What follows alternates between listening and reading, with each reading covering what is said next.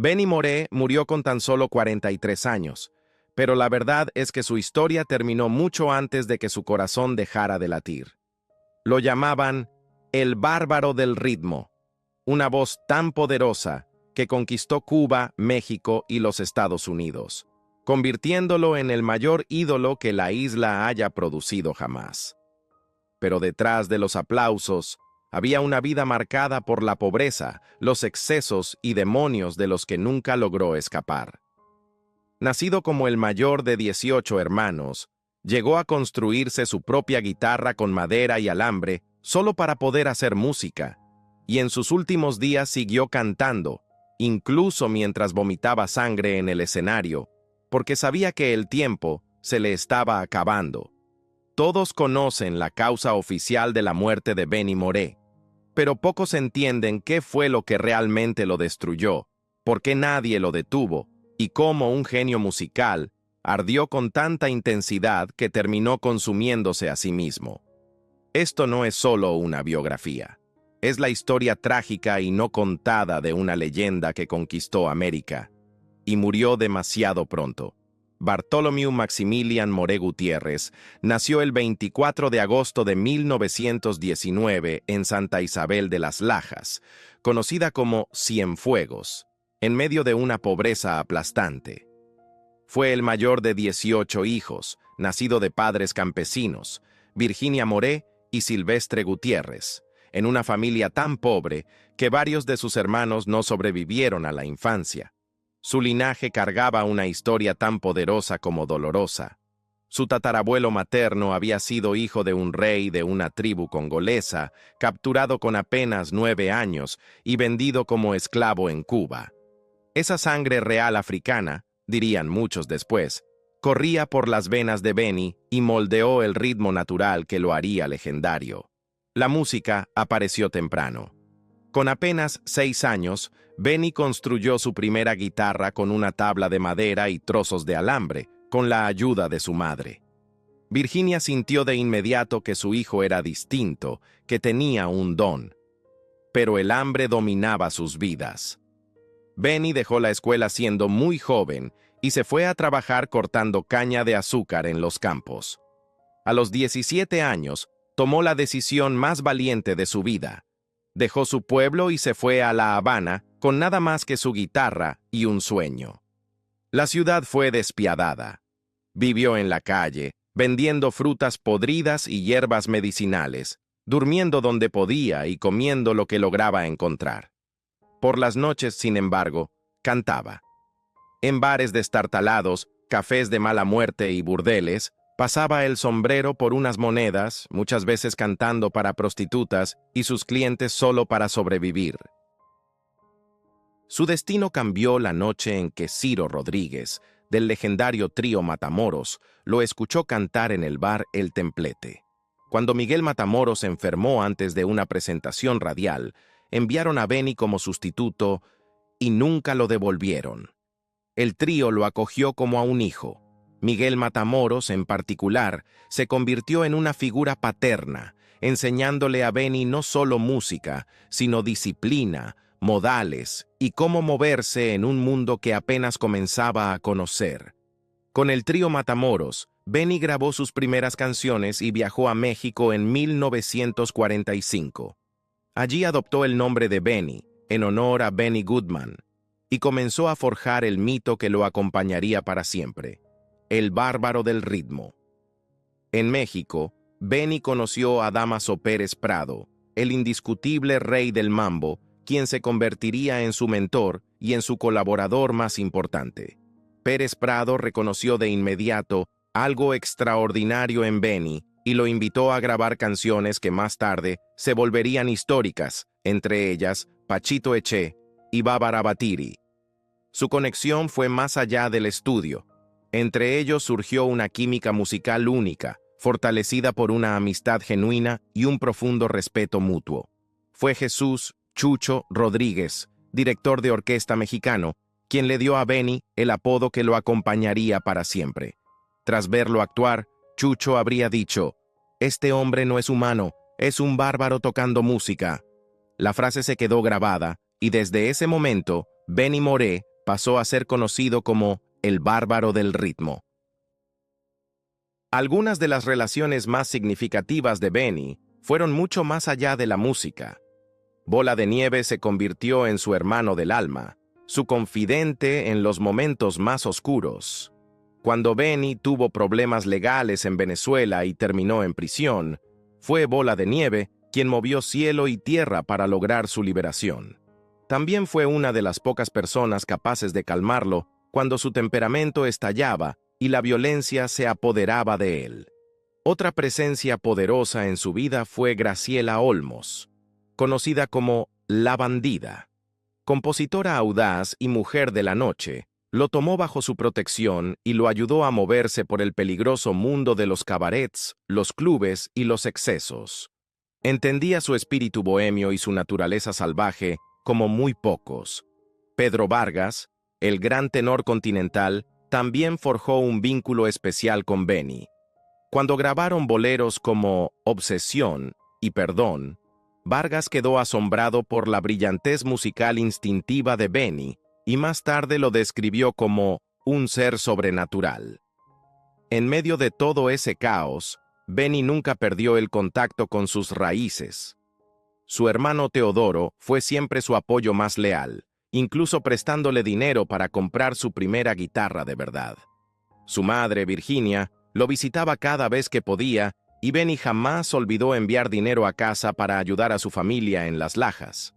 Y más allá de la fama, las amistades y los excesos, hubo momentos profundamente personales, experiencias poco conocidas que revelan el alma compleja detrás de la leyenda y anticipan la tragedia que se acercaba en silencio. Benny guardaba un lado oculto que muy pocos llegaron a conocer. Era extraordinariamente generoso, a veces hasta el punto de la imprudencia. Cuando empezó a ganar dinero de verdad con sus presentaciones, lo regalaba casi con la misma rapidez. Repartía entradas a familias pobres e incluso a personas sin hogar que encontraba en la calle. El dinero nunca significó demasiado para él. En el fondo, se sentía culpable por haber escapado de la pobreza mientras sus hermanos seguían atrapados en ella. Antes de cada actuación, Benny seguía un ritual íntimo. Solo en su camerino sacaba una fotografía de su madre, Virginia, y le hablaba como si estuviera allí frente a él. «Mamá, esta noche voy a cantar como tú me enseñaste, con el corazón», susurraba, a menudo con lágrimas en los ojos. Por muy famoso que se volviera, ese vínculo con sus orígenes humildes nunca se desvaneció. También estaba obsesionado con perfeccionar su voz. Totalmente autodidacta, Benny experimentaba constantemente con la técnica de maneras que sorprendían incluso a músicos veteranos. En un momento empezó a quitarse la dentadura postiza durante las actuaciones porque creía que así podía moldear mejor el sonido. La primera vez que lo hizo en el Teatro América, el público quedó atónito. Pero la voz que siguió no dejó ninguna duda. Mientras vivía en México, Benny desarrolló otro hábito entrañable. Cada vez que componía una canción nueva, llamaba de inmediato a su familia en Cuba y se la cantaba por teléfono. La hora no importaba. Calculaba la diferencia horaria en las Lajas y se aseguraba de que su madre fuera la primera en escuchar cada nueva creación. También conservaba algo que pocos artistas se tomarían la molestia de guardar: cartas de admiradores. No cualquier carta, sino especialmente las de gente humilde que le contaba cómo su música los había acompañado en el dolor y la pérdida. Una mujer de Colombia le escribió que Lágrimas Negras había sonado durante el velorio de su esposo. Benny guardó esa carta como un tesoro. El sufrimiento lo conmovía profundamente, en especial el dolor del exilio. En México, cuando conoció a músicos que habían perdido familiares durante la Revolución Cubana, Benny se derrumbó y lloró con ellos, porque esa pérdida le resultaba dolorosamente cercana. Aunque finalmente decidió regresar y quedarse en Cuba, esos años en el extranjero nunca lo abandonaron. Los cargó siempre con una tristeza silenciosa. Benny tenía un ritual que lo acompañaba donde quiera que fuera. Después de cada presentación, sin importar lo tarde que fuera, salía a caminar solo por las calles de la ciudad. Creía que necesitaba absorber la soledad de la noche para poder cantar boleros con verdad. Esas caminatas solitarias, decía, alimentaban su alma y afilaban su dolor hasta convertirlo en música. En el amor, la vida de Benny fue tan intensa y caótica como sus canciones. Sus romances fueron montañas rusas emocionales que a menudo le rompieron el corazón, pero también alimentaron su genio. Desde muy joven frecuentó los burdeles de La Habana, no solo por deseo, sino porque allí aprendió la música cubana más auténtica. Las mujeres le enseñaban canciones que nunca sonaban en la radio, y a cambio, Benny les cantaba boleros, tan crudos y sentidos que muchas terminaban llorando. Fue un intercambio profundamente humano. Su primer gran amor fue Juana Margarita Bocanegra Durán, una enfermera mexicana a la que conoció en 1945. Juana era dulce, paciente y comprendía las exigencias de la vida artística de Benny. Se casaron el 25 de agosto de 1946, con Miguel Aceves Mejía como padrino. Una ceremonia tan emotiva como inolvidable. Durante ese matrimonio, Benny compuso algunas de sus obras más hermosas. Bonito y sabroso nació de forma espontánea, mientras Juana se bañaba, cuando Benny gritó de pronto: «Negrita, tráeme papel y lápiz, que acabo de escuchar una melodía». Desnudo, inspirado y desbordado de emoción, creó en ese instante uno de sus mayores éxitos. Pero el corazón de Benny era tan generoso como inquieto. Durante su matrimonio con Juana, tuvo una relación con una empleada doméstica, con quien tuvo una hija. La traición fue devastadora. Aún así, Juana lo perdonó y permaneció a su lado, prueba de su fortaleza y de su amor. Su segunda esposa fue Noraida Rodríguez Cool, una bailarina cubana conocida como La Satélite por su impactante belleza. Con ella, Benny tuvo 2 hijos, entre ellos Bebo, quien más tarde también se dedicó a la música, pero murió trágicamente joven en Venezuela. Aquella relación ardió con más fuerza, llena de pasión, pero también de conflictos. La última mujer de su vida fue Iraida Castillo Rosell. Fuerte y decidida, intentó salvarlo cuando su salud ya estaba en franco deterioro. Para entonces, el daño era profundo. Años de alcohol, excesos y noches sin dormir habían pasado factura. Iraida luchó por él, pero ya era demasiado tarde. El cuerpo de Benny Moré, como su corazón, lo había dado todo. Pero el amor más intenso y más secreto de la vida de Benny Moré fue Rosario Moreno. Exmodelo y luego periodista, Rosario era inteligente, elegante y profundamente perceptiva. Comprendía el alma atormentada de Benny como muy pocas personas. A ella le dedicó Conocí la paz, una canción que cantaría por última vez a la 1 de la madrugada en el Estadio Latinoamericano. Fue una despedida silenciosa envuelta en música. Y aún con Rosario, la paz nunca llegó del todo. Benny era un hombre que necesitaba amor constantemente para sentirse completo. Pero su naturaleza autodestructiva fue erosionando cada vínculo que formó. Al dolor le seguía el perdón en ciclos interminables. Algunas de sus últimas composiciones no fueron celebraciones, sino disculpas, su manera de pedir perdón a las mujeres a las que había herido. Los celos también lo perseguían.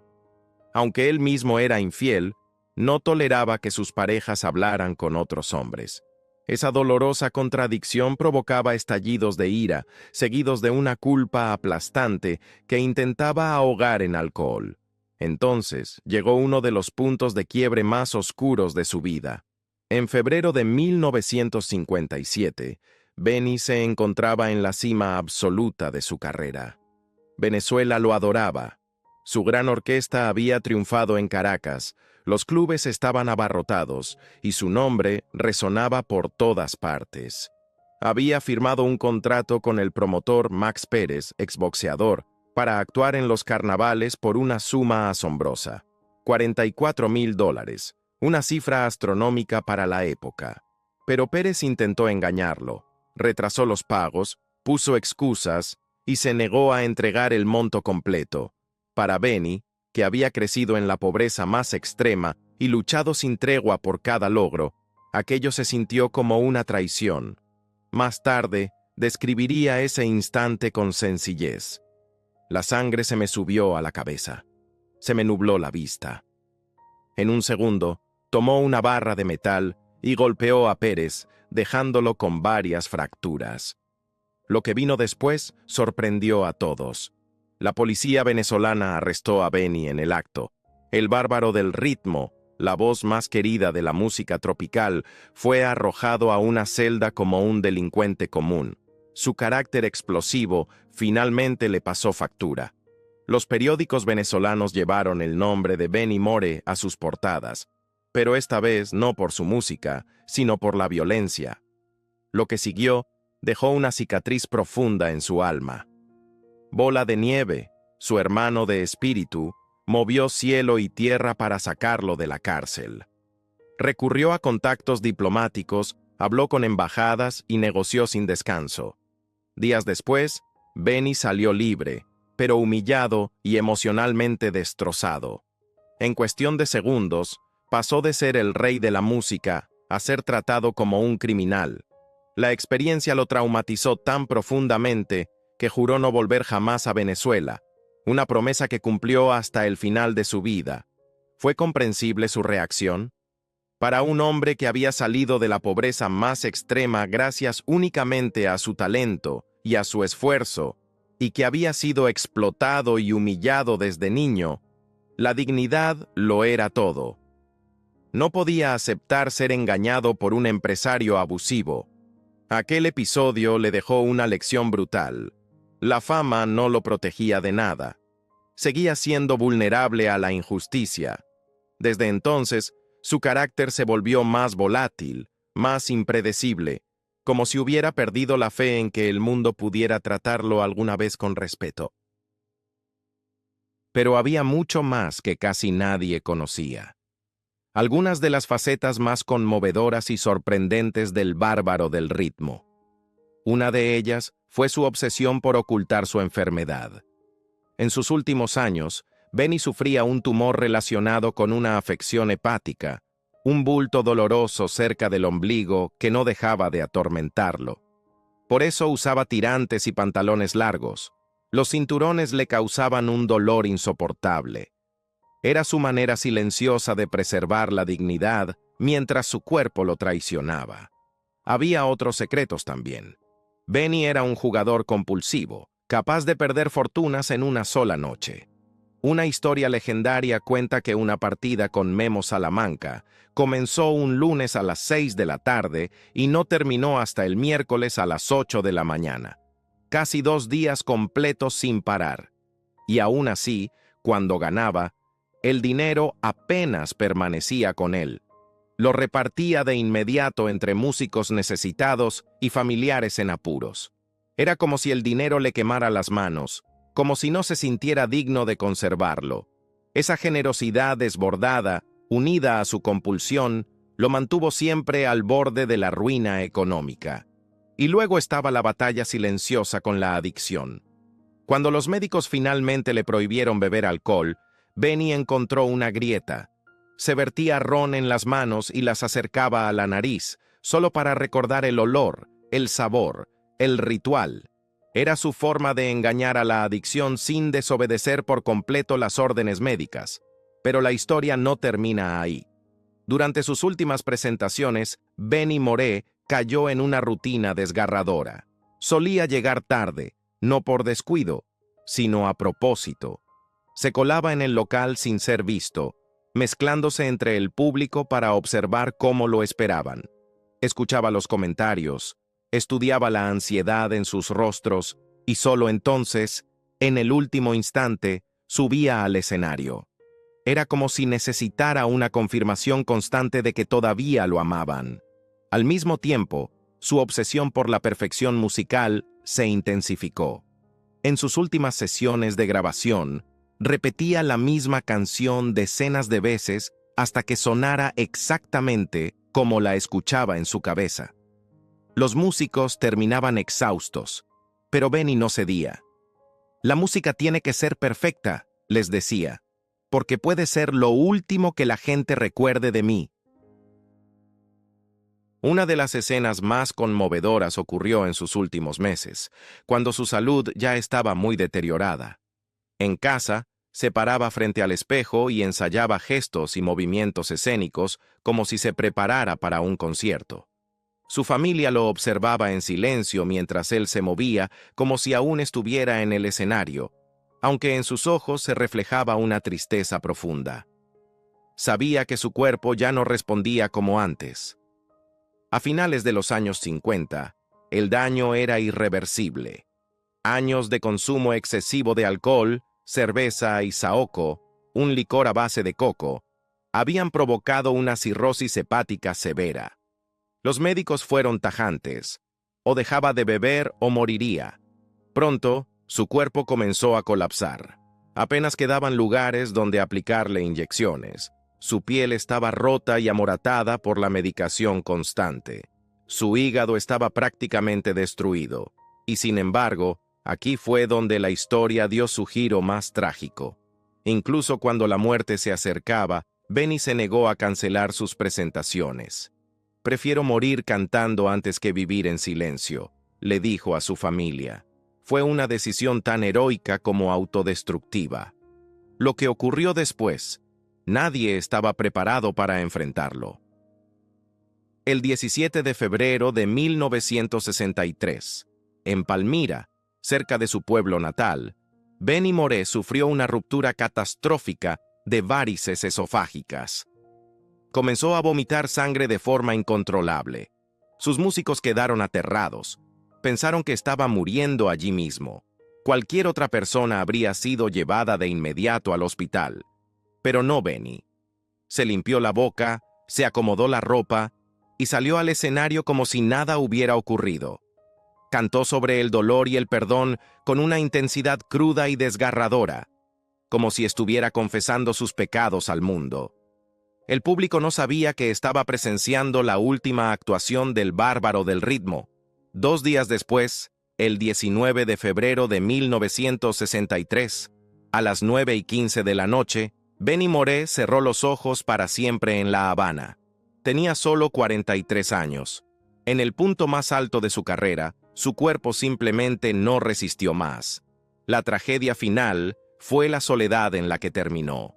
Sus esposas estaban enfrascadas en amargas disputas por la herencia, sus hijos se encontraban dispersos en distintos países, y años de excesos y estallidos de violencia habían alejado a muchos amigos.